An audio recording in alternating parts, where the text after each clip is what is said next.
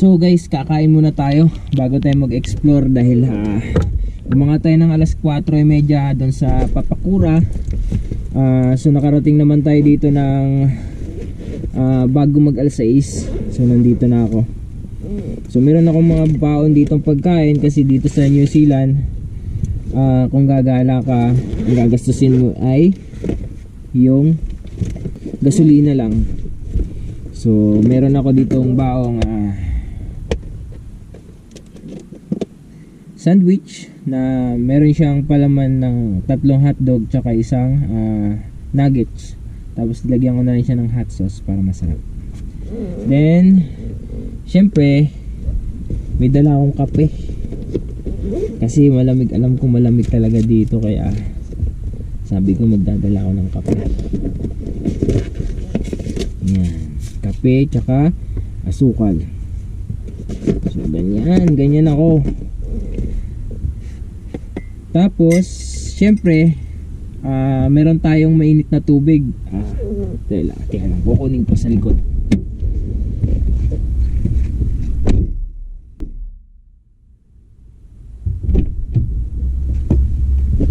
Yan, meron tayong mainit na tubig. Magkakape ako.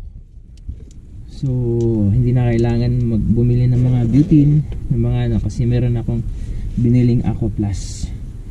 So mainit na mainit to. Pinakuluan ko to ilang beses. So hintayin muna natin to. Yan.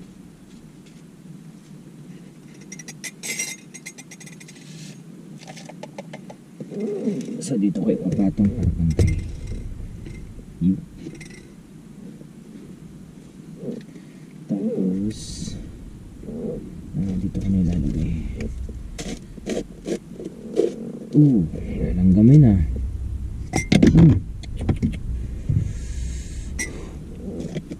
Saan ba yung ating ano? So lagyan natin asukal. Ayan.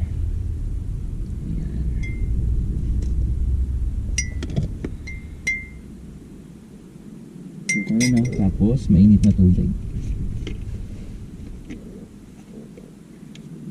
Nausap pa yan, oh. Sabi sa inyo itong Aqua Plus ay nung binili ko to, ang sabi sa akin 24 hours bago lumamig yung tubig pag naglagay ka ng mainit na tubig dito.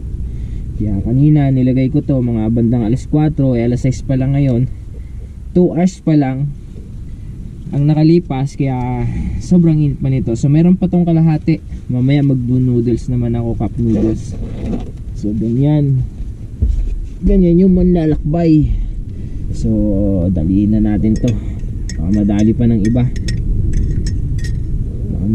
ng iba. Yan. So breakfast tayo, guys, breakfast tayo. So mag-isa lang ako kasi siguro hindi pa dumating yung mga talagang makakasama natin soon. Sa vlog natin madami na tayo. Sana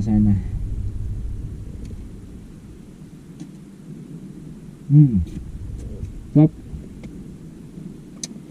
Kain tayo.